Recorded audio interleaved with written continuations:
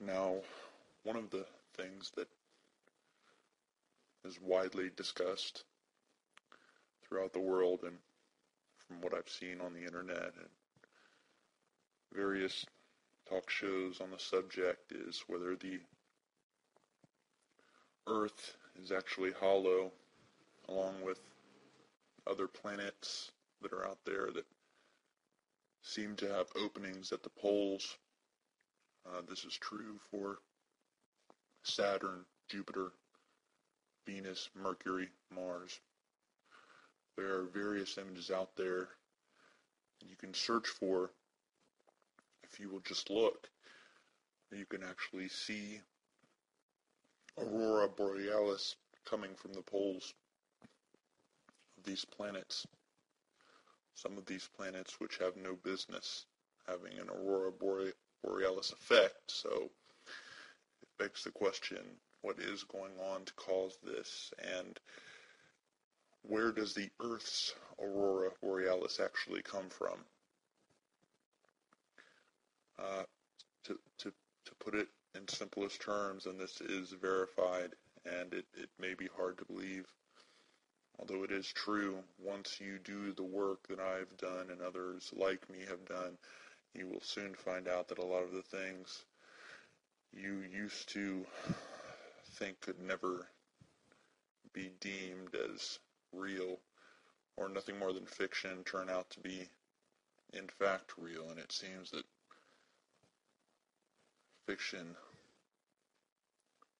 life is stranger than fiction sometimes. Let's just put it that way. The aurora borealis of Earth is actually coming from openings at the North and South Poles.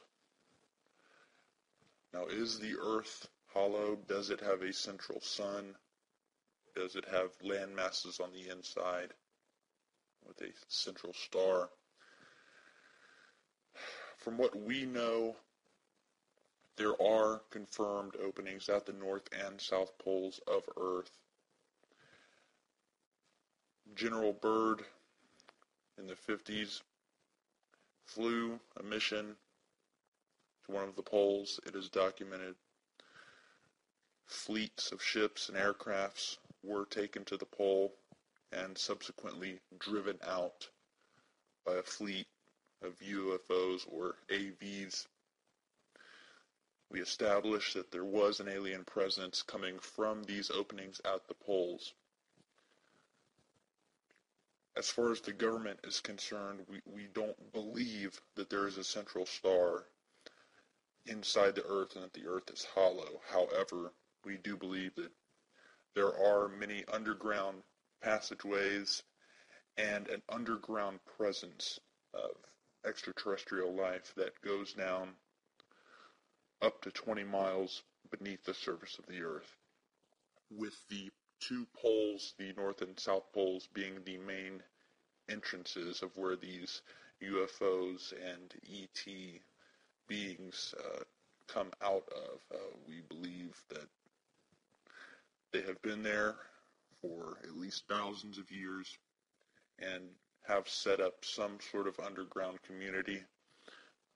We have documented these fleets of ships coming from the poles, flying up over Mexico in the early 90s, and there is documentation on this also. There was a fleet of literally thousands of UFO disc-like saucers that were seen flying in fleets over Mexico heading toward the southern United States. Now, our Air Force, as well as the Air Force from Canada and a few other departments and countries from South America also, were scrambled to intercept these saucers, and we were able to drive these saucers back to the southern pole from which they came. We are not sure what type of weaponry they do have, what their purpose is, what they are planning, or why they are coming to the surface and flying in our airspace. That we do not know. Every time the government has attempted to send a probe or satellite in orbit to fly over the poles, it either ends up being lost, shut down, or destroyed by an unknown means. We are not sure. We believe these satellites and probes are being purposely knocked out of orbit by this extraterrestrial presence.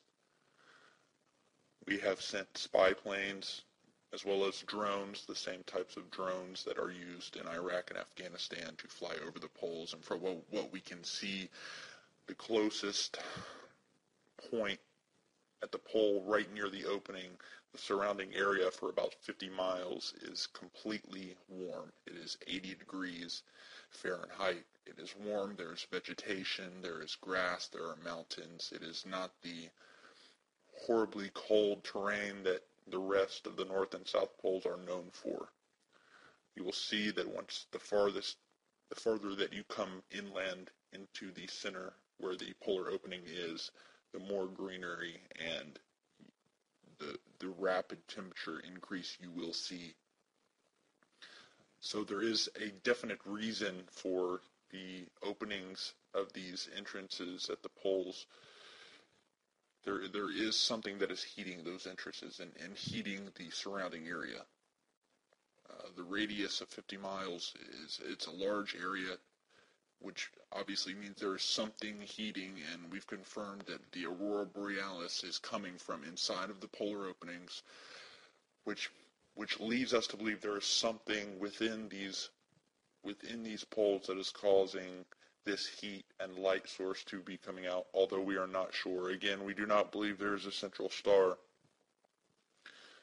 due to the common laws of gravity. However, I have been briefed, and it's basically on a need-to-know basis. However, what I have heard is that what we know as gravity is not correct.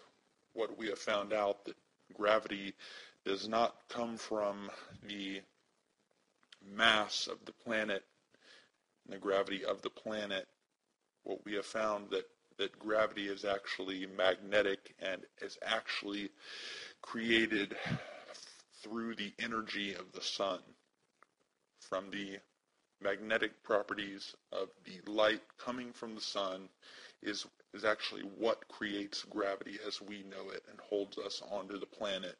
And there is documentation on this also, that any planet or moon or circular object out in the cosmos that at least has a mass and radius of 21 miles can have gravity.